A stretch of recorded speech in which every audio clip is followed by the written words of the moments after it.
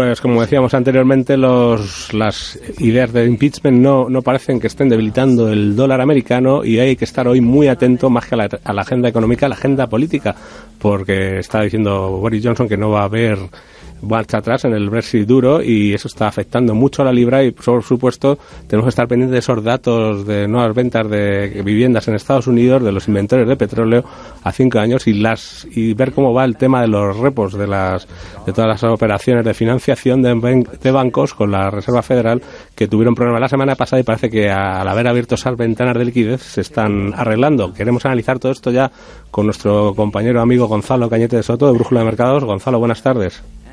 Muy buenas tardes, ¿qué tal estáis? Muy bien, antes de empezar con todo esto, queríamos preguntarte por esa sorprendente decisión del Banco de Noruega, el Norges Bank, de subir tipos cuando todo el mundo está bajando, ¿no? Queremos saber cuál es el modelo económico a seguir, si tiene más futuro el de Noruega o el de Japón, Europa, Estados Unidos, porque se ha criticado mucho a Noruega, pero realmente los números de la economía noruega son envidiables si los miramos con los de Europa sobre todo y con los de Japón. Bueno, el hecho de que suba la tasa de interés siempre tiene una medida muy concreta. Cuando una economía sube su tipo de interés, lo que trata de ejercer es incentivo a que el capital se quede dentro de este propio país.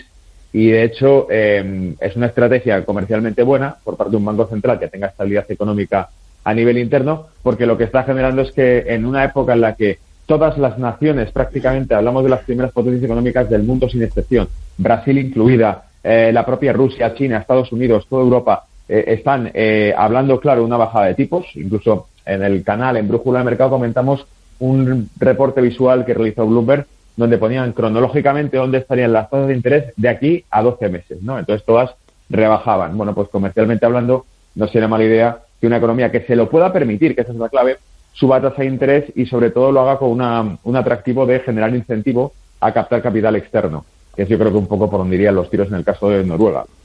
También la subida de tipos, no nos olvidemos, la ha hecho Argentina, pero en el caso de Argentina lo que hace es tratar de generar un torniquete y de tener la hemorragia de capital que se fuga de Argentina y la venta de peso contra dólar, porque pierde valor el propio peso. Entonces, muchas veces la subida de tipos en estos casos lo que trata es de tener la hemorragia de fuga de capitales de un país a cambio de proporcionarle mayor rendimiento al dinero que se quede depositado en ese país. Además, Gonzalo, el Fondo Soberano de Noruega ha tenido unos resultados bastante importantes, ¿no? Es decir, que además gestionan bien todos estos temas de las finanzas, ¿no? Que es el fondo que... Sí, ese es... El fondo que invierte las pensiones, ¿no? Del Estado noruego, ¿no? Entre otras cosas. Hombre, muchas veces lo que se ha comentado con las economías nórdicas de este tipo es siempre la excepción que confirma la regla de que un sistema altamente intervenido y con una tasa de impuestos muy elevada funciona en esos casos, pero también hay que tener en cuenta la densidad de población que tiene y las características que tiene, que hace que ese modelo aplicado a otros países no se cumpla. Y por no decir, por supuesto, el tejido económico del sector público es diferente, porque el factor principal, que siempre es la asignatura pendiente en el caso de determinados países de Europa e incluso en el de América, es que el índice de corrupción del propio Estado es lo que muchas veces resta potencia al Producto Interior Bruto de cada país. Se estimaba, en el caso de España, hace ya más de una década, que podían en algunos casos ascender de un 20 hasta un 40% el Producto Interior Bruto que quedaba sumergido, motivado por el fraude fiscal o la corrupción. No está nada mal. Gonzalo, buenas tardes. Hola, Manuel.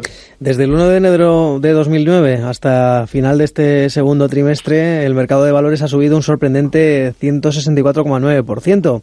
Con una ganancia tan significativa en los mercados financieros deberíamos ver una subida proporcional del crecimiento económico real, pero la realidad es que después de 3 programas masivos de flexibilización cuantitativa que ha impulsado la FED, un programa de extensión de vencimientos, rescates de TARP, de TGLP, TGLF, rescates directos de Bernstein, AIG, GM, apoyo bancario, todos los cuales que suman más de 33 billones, la economía real ha crecido solo 3,87 billones de dólares, es un 24,11% desde principios de 2009. Es decir, para conseguir $1 de crecimiento económico nos hemos gastado 8,5 en expansiones monetarias. ¿Tiene algún sentido desde el punto de vista del ciudadano lo que estamos haciendo? Bueno, magnífica reflexión. O sea que lo que acabas de hacer ya lo dice en sí mismo, ¿no? Los números están ahí.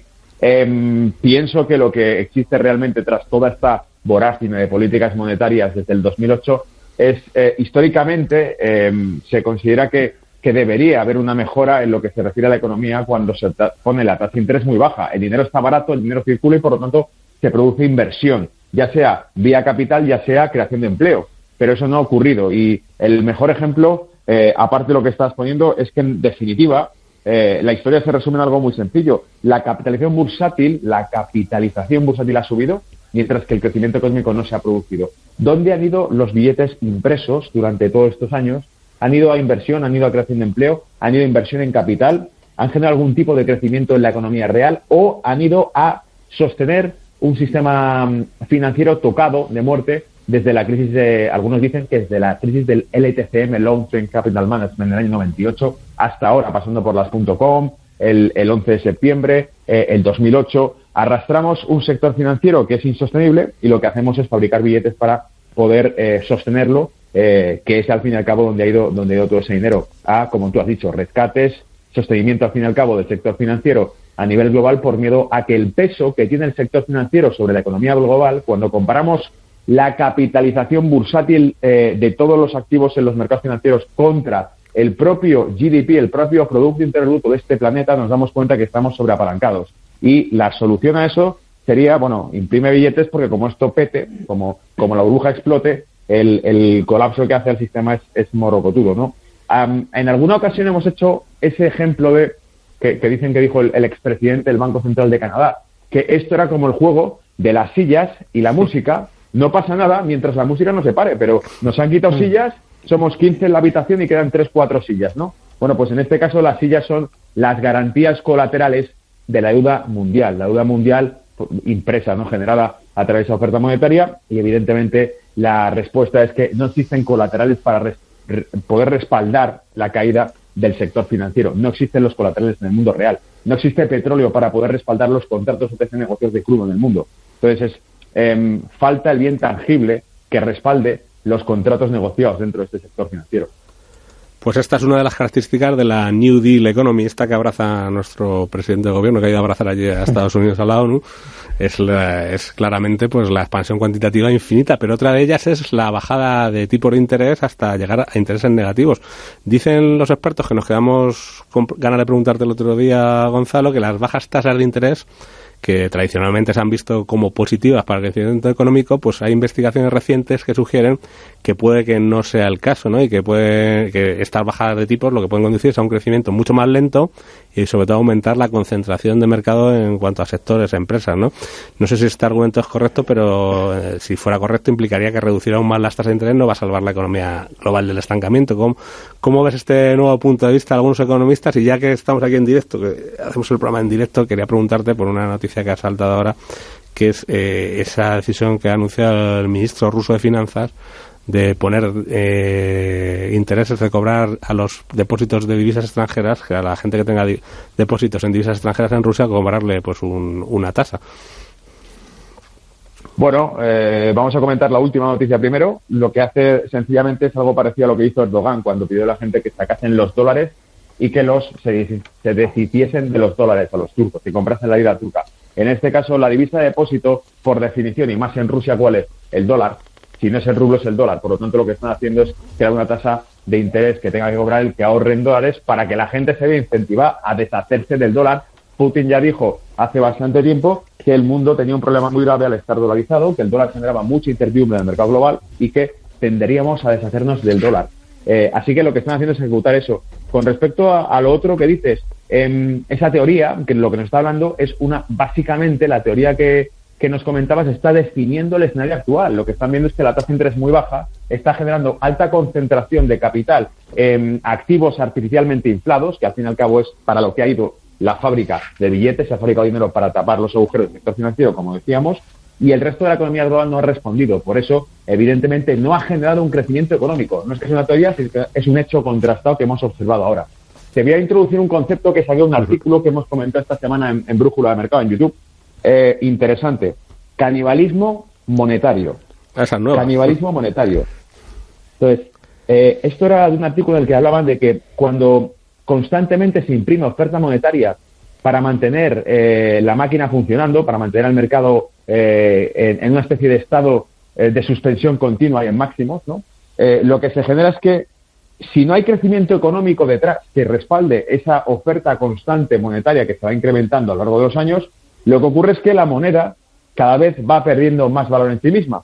Por lo tanto, ese canibalismo monetario quiere decir que cuanto más se aumenta la oferta monetaria, más valor va perdiendo la moneda de por sí. Y por eso nos damos cuenta que desde el siglo XX hasta ahora, el dólar ha perdido más de un 98% de su valor intrínseco, el que tenía en su momento. Lo ha ido perdiendo porque la constante máquina de fabricar billetes para mantener un ritmo insostenible de un sistema difícil de mantener hace que la moneda cada vez tenga menos legitimidad y cada vez valga menos. Pues nos quedamos con ese nuevo concepto de canibalismo monetario que seguro que seguirá usándose en estos próximos días. Gonzalo, que muchas gracias por haber estado aquí un miércoles más, por haber analizado todo esto y te esperamos el próximo miércoles. Gracias a vosotros por contar conmigo. Un abrazo. Un abrazo.